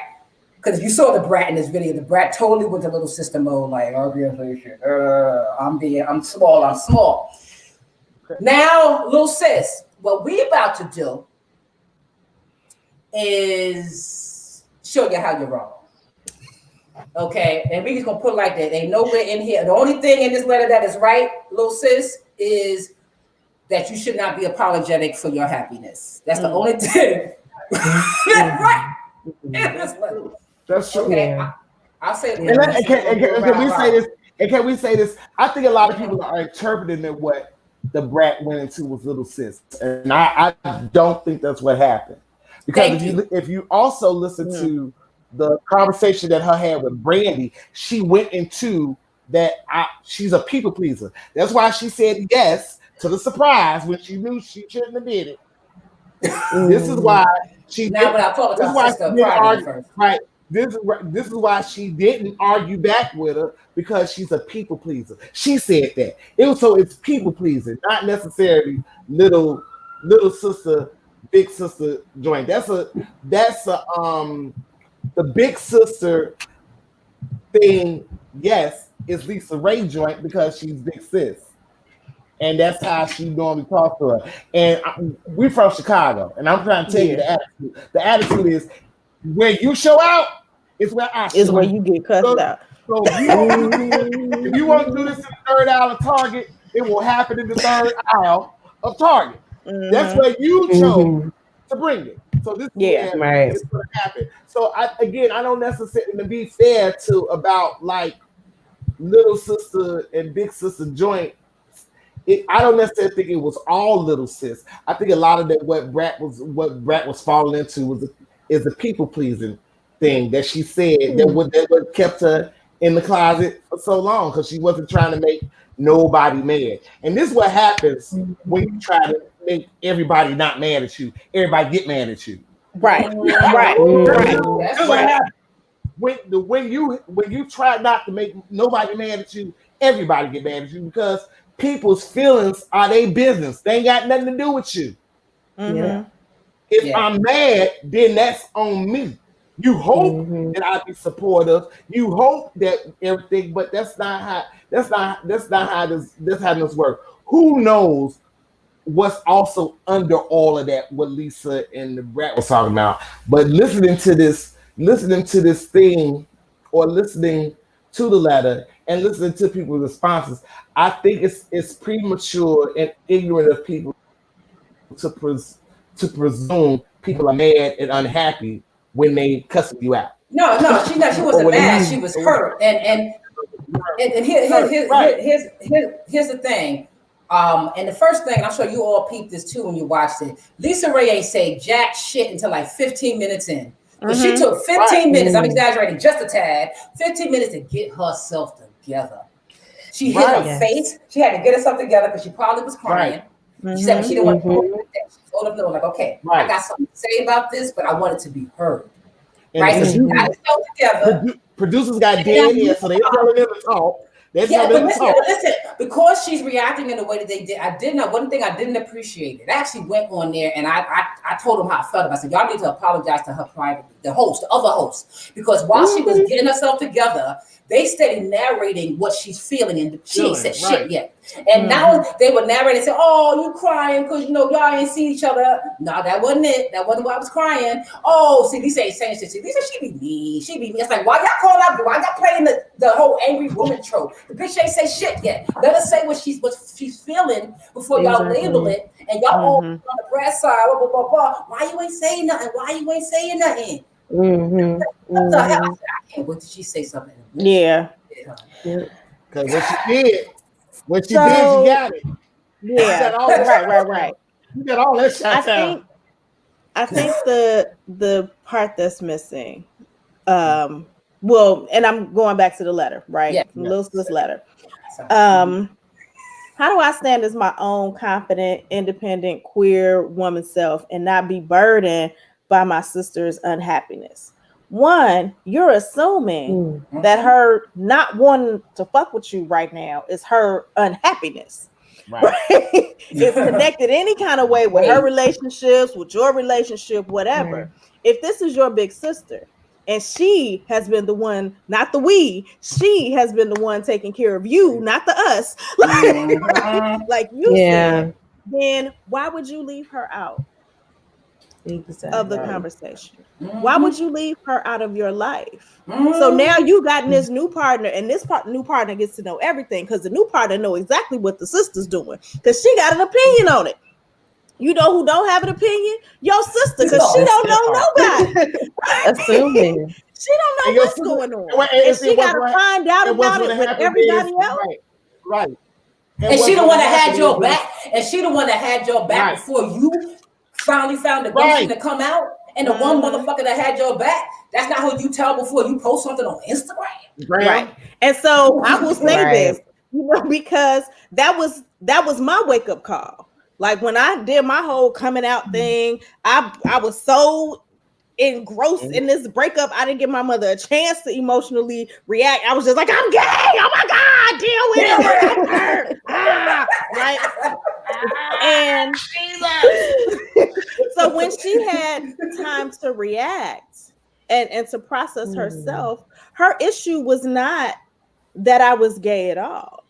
Her issue was that I looked on her face for a year and lied to her. The whole time. That ain't got nothing to do with That got nothing to do with queer politics or nothing. That is straight family. That's straight human shit. And I a lot never of times, said, "Oh, I got a girlfriend." Oh, I'm thinking about having a Right. girlfriend. Oh, mama, like I'm Right. feeling these feelings. I left her completely in the dark. Okay, can I just let me say one thing and then dive into it. What she basically is saying, little sis, you did a classic sloppy ass coming out. Yeah. Now, coming out in general is sloppy. Even when you think you're doing it clean, that shit can be sloppy as fuck. And what in the sloppy part is when you ignore, avoid people because there's a different kind of scare that's going on there because you're not fully out yourself out. You're just coming out. So just like when a baby comes out her mama womb, that shit's sloppy. It's messy. It's messy. Okay, That's that's the analogy that came in mind. I just said it. But the point is that everyone has this idea that coming out is like, oh, it's a pride parade. No, it's messy. It's sloppy. You run over people, you ignore people, and you hurt people along the way because you've been hurt, because you've held this stuff in, and now you release it so violently. It feels violent when you do something like this to your bigger sister and don't include her in. So you violently happy, and she's like, what the fuck? Right. This little nigga. Wait till I ain't say shit to you till you call me. Right. And now you want everybody to catch up to your truth. That you just figured out. That you just popped on. Now everybody want to rock with it. And see that, so this is what I would say now that I can call her little sis. Look, I learned this a long time ago. Family and relatives are often two different motherfuckers. And this is what you're going to learn for the rest of your life. Relatives, you ain't got no control of relatives. That's DNA. That's two people that got together and fucked and made somebody. That's your cousin, your brother, or your sister. That's how relatives work. Family is a matter of the heart. And sometimes your relatives ain't your family. Yeah. Sometimes the family is a relative. And sometimes family. Now you want somebody. You want to look at somebody and know that's a relative and a family all in the same person. But sometimes we get these things. So this is what I want to say, and I'm gonna be honest too. We do have family members that treat us different when we're out. That know we gay and cool with us being gay. Long as we ain't telling no goddamn body, because they got a lot of goddamn conversations they gotta have. Somebody's mama called and said, "Did you know Kiki was gay?" Why somebody tell me my baby gay? Right? You really tell me you knew this all this time, and when that happened, y'all been lying to me. So that's now she got a whole bunch of big sis got a whole bunch of work that she got to do on behalf of you that she is either doing or she's checked out. And the checkout is because of how you threw it to her. And the checkout is because you didn't do that business. You didn't check in. Now what? You didn't check in. Now look, and now I will say this too, because I believe this when it comes to the partners and all, they got to shut the fuck up. They can't be comfortable and start talking about brothers and sisters. That they ain't never met yet. They ain't never met, because what happens is in that meeting is hostile. And now you dealing with, as long as you with that person, it's gonna be hostile. You gotta go some goddamn way, write on cue cards and bullshit, the process shit, and everybody be happy. And that's because I keep telling people, foundation is everything. Foundation, everything. And all I can say is, from reading the letter, from what I'm understanding from that letter, is you make the call, so you know, one, for sure she's not talking to you, because then she'll say, I ain't fucking with you. And then you accept that this is the journey in your life where you're without the big sis, because the ancestors and the gods and the orishas and they've already placed you in a space where you need to be for this next phase in your life. And you have to be cool with it. You don't say card laid, card played. This is what this is what you did. And we can't change what you did. We can tell you that we think it's foul because we think it's sloppy, but you cannot then drag her for filth because she's not acting the way you think she's supposed to act, because you done switched the dynamic when you came out. Mm-hmm. In the manner in which you came out. In the manner in which you came out. So you don't switch, you don't flip the script on her. So what she's used to navigating and walking in is changed. You pull the rug from under her, and she's trying to gather her bearings with you.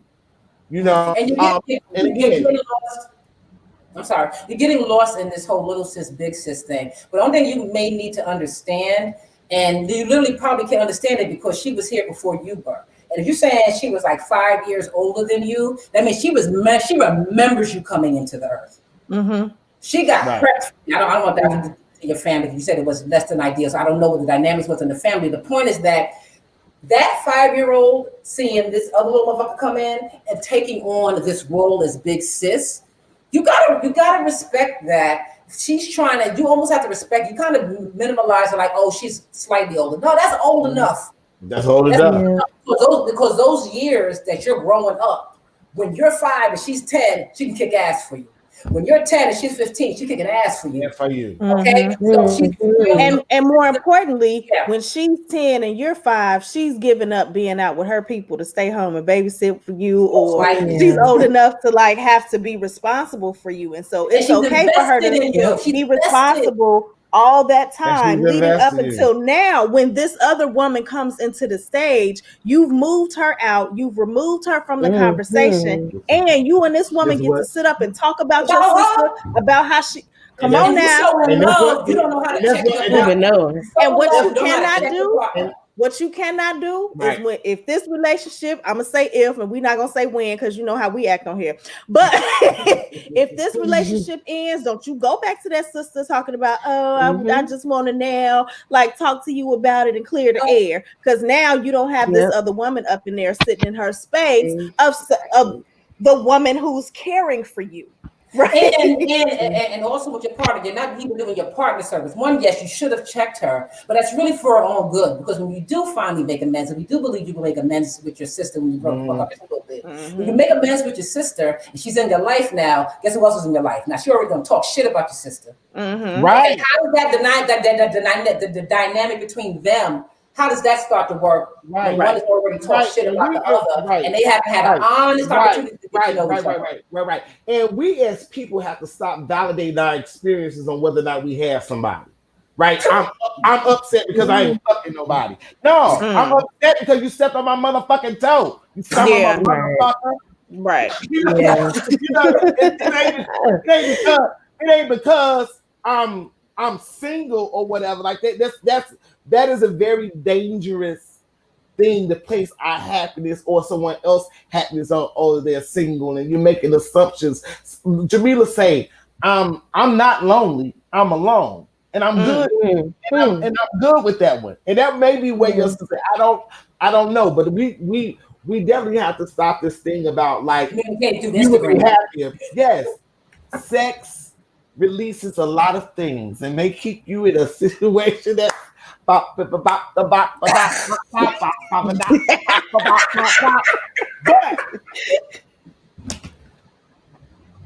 I'm here to tell you, an unhappy motherfucker is an unhappy motherfucker with or without a person. Yes. They bring all that toxicity into that relationship and blah blah blah. So we gotta be like our whole self. That's a lot for you to say, right, on the strength of a relationship. You don't want that sister and need that sister in the way when relationships end, that you may want to be able to say to your partner, hey baby, it's some things that we can't do. No matter how much right. No matter how much they clowning over there, you got to respect. There's a line you can't cross. You got to respect it, because you just can't do that. Because that takes some self-analysis and an apology to your partner as well. I apologize that I set this up this way, that I started our relationship as a family unit in a way that allowed you to think that this was acceptable. I wasn't in my right place. I was so prepared for the rejection that I clung to you, and I allowed you to be my adversary in a situation that is my imagination. Can I say before I forget? I gotta say before I forget it. I gotta say before I forget it. This is another issue about coming out in a sloppy way, and how it's really unfair to this partnership you're in. I'm doing the quotes, but bitch, you ain't gonna last. Sorry. You know why? That's a lot of pressure on that. We say these things because of our experience, right? Yeah. This is what auntie and I have to say. I know this is what auntie and uncleship teaches us. Love is a wonderful thing when you're in it, but we understand God is also giving us the privilege with a little wisdom, so we already know. And that joy, that happiness that you're unapologetic you for. laid out in this letter, you and that partner may not be together for the stretch. And I'm not putting no salt on your joint. I'm not doing this. I'm just saying foundation is everything, and we're speaking from experience, and we know this is. I just wanted to iterate that we all been 24, 25 and knew this was on. Come on now, baby. Come on now. I've been 30, 35 and thought it was the one. Listen, I do want to say something because my auntie memory may have me forget. Another thing, and just building off something that Red said about your partnership. I can do it. I can remember. Is that okay? Is that you are clinging on to this partnership by means of avoiding the relationship with your sister. So then how is your partnership then defined? So again, this is about coming out fully. It's not until you get some clarity around relationship with your sister and not all this guessing and assuming and bullshit, okay? Yes. Because your partnership will always be defined based on where you are with yourself. I don't care. You know, even if you get to speaking to your sister, but you still don't continue to do the work with yourself, your relationships are just a reflection of where the fuck you at. And where you at right now is you half out the closet, homie. You just one in the family that really matters, then you need to lock that down and get right with her. You pick up the phone as soon as you hear this episode. You need to write a letter to her. You pick up the phone and you just warm her up. Even just ask her, say, sis, I'm sorry I'm gonna tell you the words to say. Sis, I'm sorry I haven't called. Okay. I want to check on you. I want to hear your voice. It's all this shit going around. I want to know that you're well. All right. I'm doing okay. I know that we didn't have a talk about why I'm doing okay. I want to do what now. Sis, you got to come with so much love. Because trust me, the pain you think you're feeling, she's feeling the worst. Remember, she was the first one in. She said this is your first breath, homie. Okay. So she feeling the pain of you doing your own thing without her. And you ain't called to make it right. And you got your Sierra. I'm sorry. Right. I always got to make sure my baby's. I think the other thing we have to also understand too is that Instagram and Facebook and Snapchat and TikTok and all these things that we doing are not Thanksgiving dinner. Are not mama's birthdays when you got to go and really actually deal with what you doing on Instagram and social media. You got to go somewhere and have dinner with somebody that's got to prepare food for you and welcome you in their house and on their table. And when there's all this dissension happening, that's where it's all going to play out at that dinner table. And then the family dinner is a fucked up memory for life because you want to handle this. You want to handle this interpersonal thing, right? Out in front of the whole World Wide Web and not handle it within your personal community first. This is all what this is about. This is all even what Lisa Ray is talking about, even as is a big brother. I am a big brother for a whole bunch of people and things of that nature. And everybody know I'm gonna cuss you out, but I'm gonna go fix I'm gonna fix you some food right afterwards because that's That's how I love. And I never. I'm gonna drop you off where you going. Right. And I'm gonna drop you off where you gotta go. This is what I'm. What you eat? Oh shit! I only got bacon in my house. Now I gotta go get you some what? I'm gonna go get it because I'm big brother. Like I'm big brother like that, and I love like that. But I'm from the big sis point of view. I know my mouth reckless as fuck. I know my mouth can be reckless as fuck. And I am Lisa Ray. I want a shirt. I am anybody Lisa that Ray.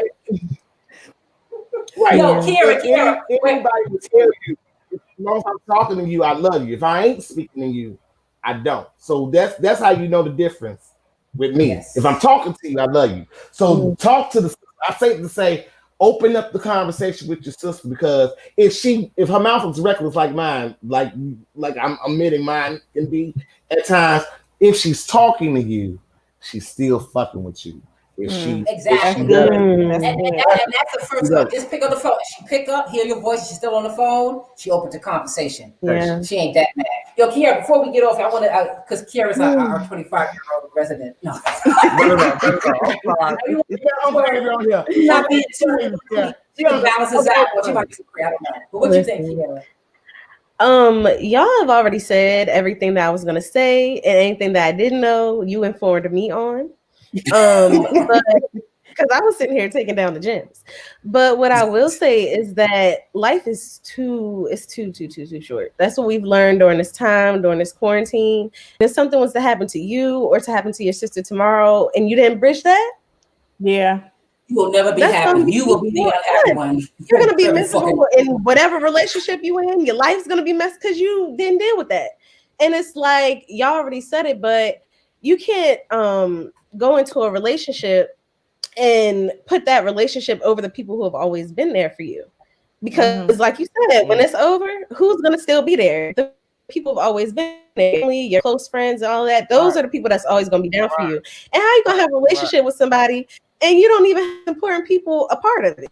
They're not even in it. You can't even share in that joy with them. So go ahead and call your sister, do whatever you need to do and fix that.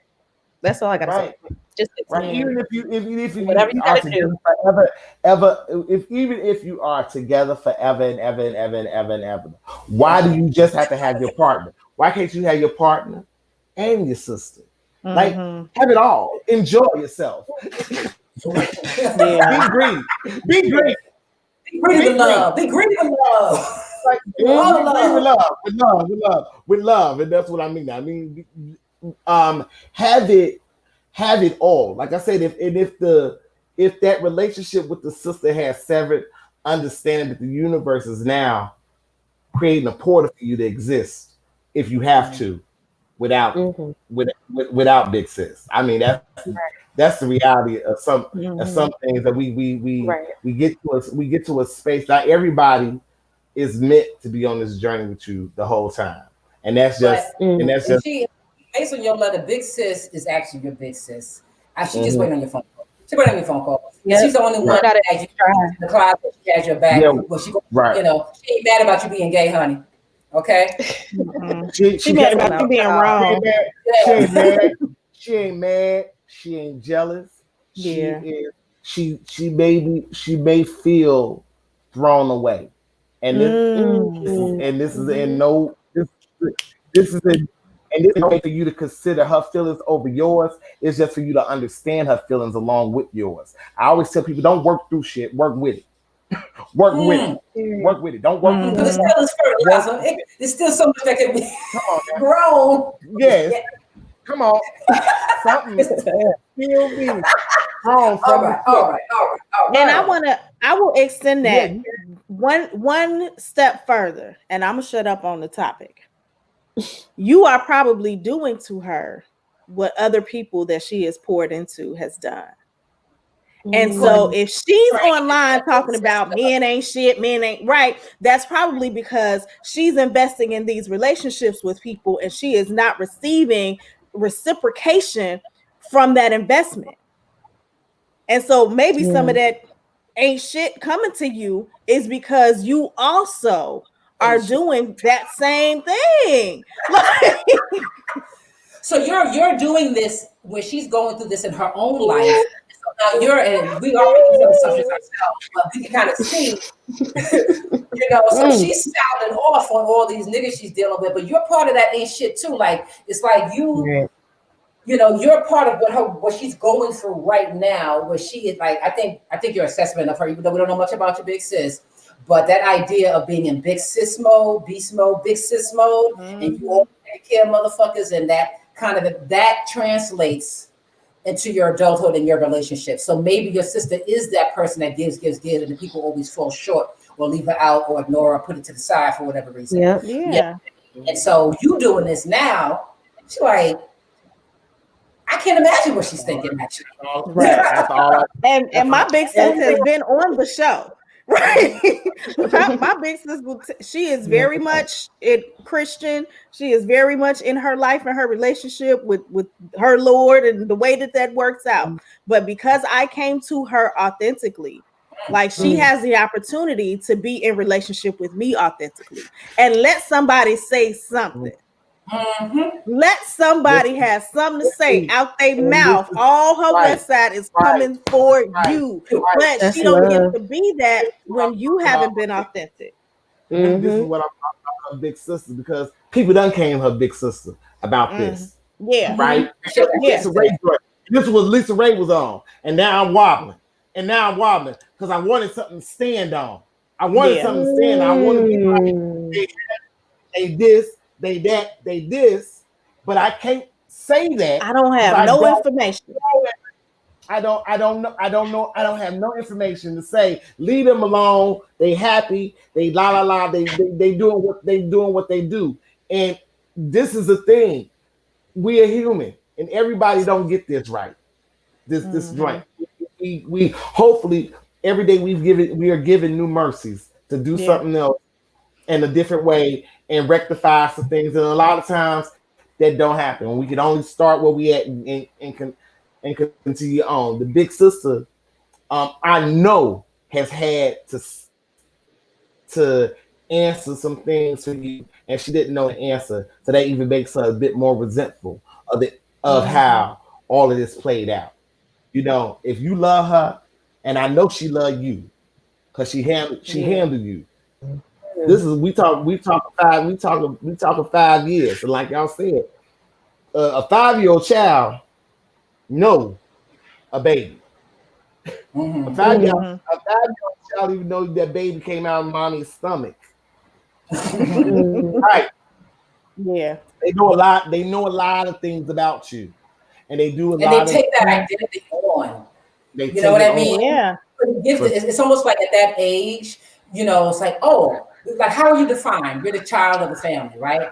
Then this other smaller child comes in, and you start to have a label now. I'm a big sister. That's probably one of the first things she really stood in as a human being, not for nothing. That was clearly her defined. first title. Her first responsibility in the family. I'm a big sister. Yeah. Right. So listen, we're gonna wrap this up, little sis. All right. And we'll just holler at you again. We're gonna check in on you, please check in on us. And please tell us that you called your sister. Please. Okay. Yes. Thank you so much, little sis. If she talking to you, she's still fucking with you. That's what you gotta remember. Remember that. Absolutely. And for everybody else out there, if you want to write your gay aunties and have us help you make sense of your messy life as well, then you can do that at yourgayaunties@gmail.com, or you can DM us on Instagram at yourgayaunties, or you can just go to yourgayaunties.com and there is a button there that you can click and say, write your aunties. There are so many opportunities that you have to get this help. Come on and get it. So real quick, I've never been the one to want to date a person who was in the closet because of this foolishness right here, right? Of what if you ain't handled this with your family yet, right? Don't go announcing or pronouncing shit if you ain't talked to people in your family. Because I'm not trying to be the one in the house, in an uncomfortable house. Because mine cool. You tell my mom them how. Well, that being said, that's another reason. They're gonna be like, baby, how you doing? La.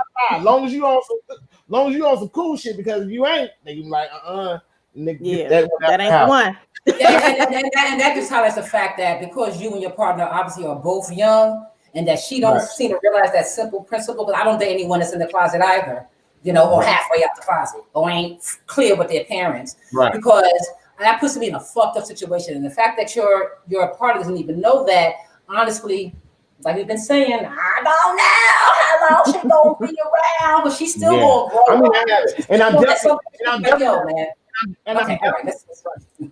I'm definitely not, as a person dating someone who just came out of the closet, looking on their family's Instagram page, commenting on it. Because that ain't nowhere near my business. And I like to think I have enough of a life. I have enough of a life. Yeah, but when you in love, when you young and in love, you be doing some stupid, not just stupid, but more audacious. It is. There's a privilege that you start to feel in this love that you can start talking and judging on people. You know what? It's called possession. And possession is fucked up. It's a fucked up sin. Yes.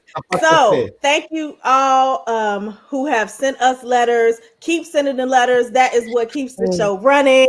The letters. I want to sing out what I was trying to get my life going.